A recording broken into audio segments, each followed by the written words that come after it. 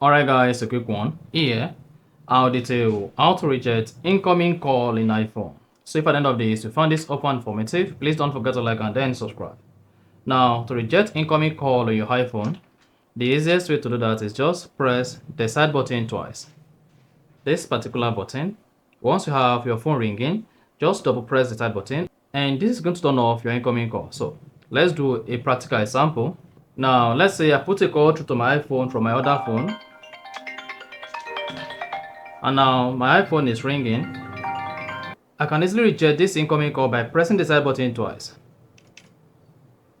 Instantly, this is going to terminate the call on my iPhone and it's going to reject the call.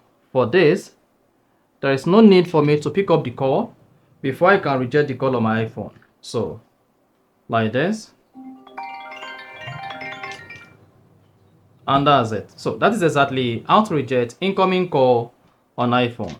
If you found this offer informative, please don't forget to like and then subscribe.